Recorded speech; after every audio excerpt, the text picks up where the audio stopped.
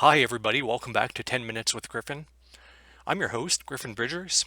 For today's episode, episode 149, we're going to look at probate avoidance and explore how that's not debt avoidance. There's a lot of myths and misinformation that surround probate avoidance. And as we're going to see, probate avoidance tends to become more of a sales pitch than an educational rule in the estate planning world. So we'll dive into that a bit more. But as always, I want to remind you that this presentation is not intended to substitute for legal or tax advice and is provided for educational purposes only. Now, probate avoidance is not a universal rule. I've talked about that in the past, and it's easy for the client mind and the attorney mind to kind of ignore nuance and settle on black and white areas because that makes it easier for a client to grasp what needs to be done and easier for an attorney to put together a plan. But what really bothers me on this is that attorneys charge for nuance without necessarily educating on the nuance here. And that's especially prevalent in the world of probate avoidance. Because in some states, it absolutely makes sense to avoid probate at all costs. I can only speak anecdotally on that, but for example, California and New York are two that are really top of mind for me. But in other states, it's not as big of a deal, and I cite my own home state, Colorado, where I practice, as being a state where probate isn't as bad as is often made out to be. Now, beyond probate, one benefit that's often pitched beyond the economic benefit is the privacy aspect. Now, I've talked about this in a previous episode as well, that this is overblown, and we're going to see in a few minutes that it's really overblown when it comes to creditors. Because they're most likely going to be the ones who, if you're not a celebrity, want to find information on your estate. And avoiding probate isn't going to keep those creditors from finding out where your assets go, especially if you use a revocable trust. Now, beyond that, it's important to consider that, for example, if you create a revocable trust and transfer a house to it, you've created a deed record with your name and the name of the revocable trust, or the trustee of that revocable trust for that matter. In addition, if you create a business entity as part of your estate plan, guess what? Your name may be attached to that as the forming party or the registered agent or otherwise. Even if you need a small probate of a pour-over will, that creates public information as well. All of these are searchable public records. And who might have an interest in those? Well, as I mentioned, if you're not a celebrity, or if you don't have people who you're trying to hide from, then typically privacy doesn't seem like a big deal, but it can be with respect to debts, especially when you consider the fact that a lot of your debt might be medical related and run up at the end of your life. So there's also a lot of misinformation around debts of a decedent. A decedent is a deceased person. And in many states, even if you avoid probate, you don't avoid creditor claims. Now, typically creditors have to first go after your probate estate. In other words, the assets you own at death that are transferred through your will.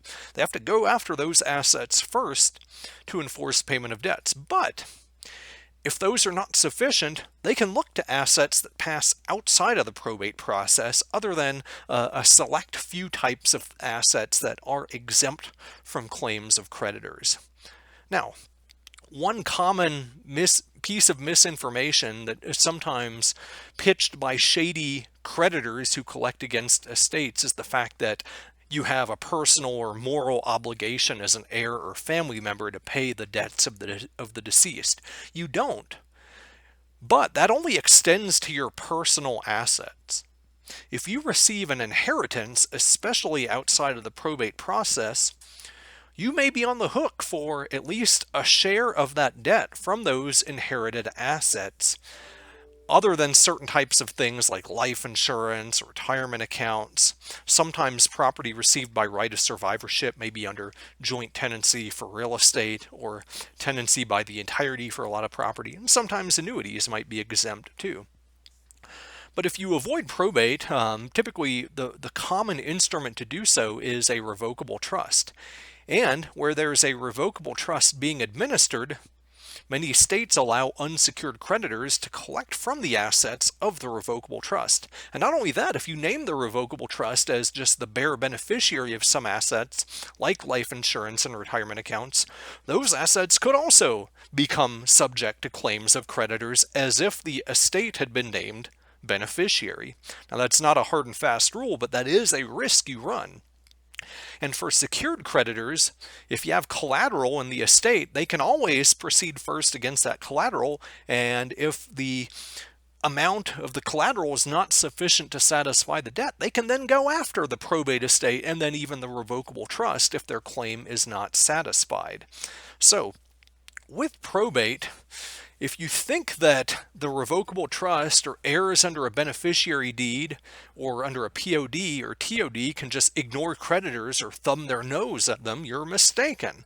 As we've seen, creditors can come after these outside of probate types of assets to satisfy claims against the decedent.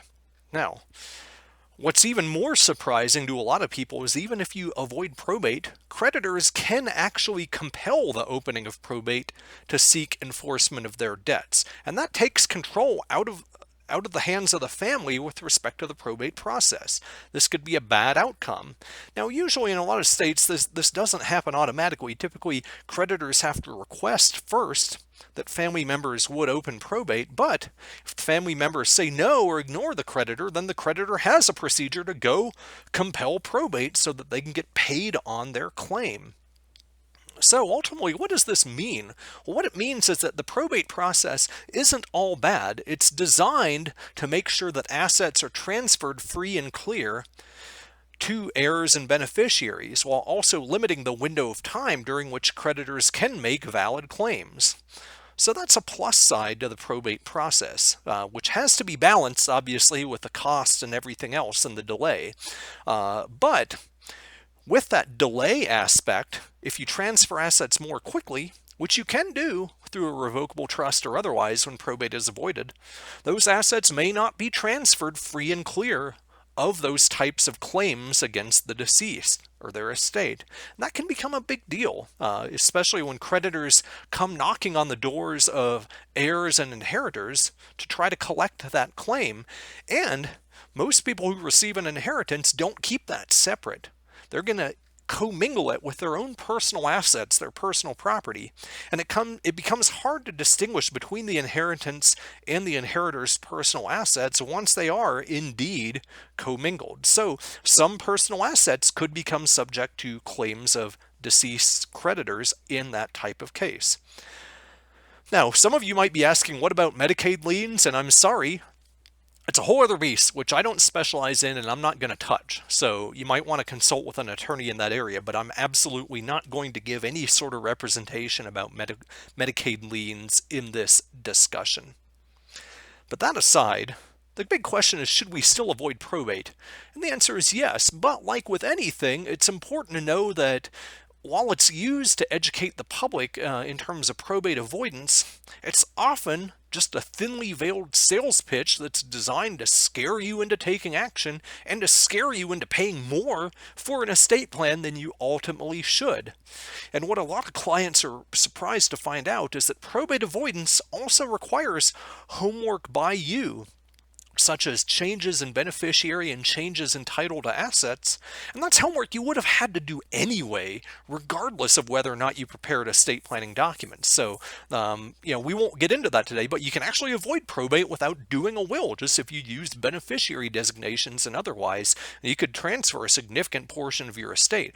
Now, there's a lot of drawbacks to doing so, so I'm absolutely not advocating that you should do that. But with that being said, the cost, as I mentioned, is a big consideration, but the privacy myth is overblown because creditors can trace titling of assets to revocable trusts through a variety of mechanisms, not just the public information for clerks and recorders and other things, but through asset tracing. They can find out that a revocable trust exists and go after that trust. You're not hiding assets from creditors. You're not keeping them private. And in that case, Revocable trusts are often funded by a change in title, especially with financial assets, but it may be better to name the revocable trust as a beneficiary instead of just changing title during life, so as to avoid that type of potential, but with the caveat that naming the revocable trust as beneficiary could open up certain types of exempt assets to claims of creditors as well. And there's another secret out there that a lot of people don't recognize, is that you can also name testamentary trusts under a will as beneficiaries of certain assets as well, instead of creating a standalone revocable trust. And that would also avoid probate with respect to those beneficiary designated assets. Now, there's some risks to doing so, which we're also not going to get into today. I'm not saying one is better than the other when we compare a will with testamentary trust to a revocable trust, but it's often unacknowledged that there is a different way than preparing a revocable trust that may be extremely lengthy, bloated, and spit out with little input from the attorney from some type of drafting software. Now, as always, if you have questions or topic suggestions, you can email those to me at griffin.bridgers@gmail.com. But thank you for listening to this episode of 10 Minutes with Griffin, and I look forward to seeing you in the next one.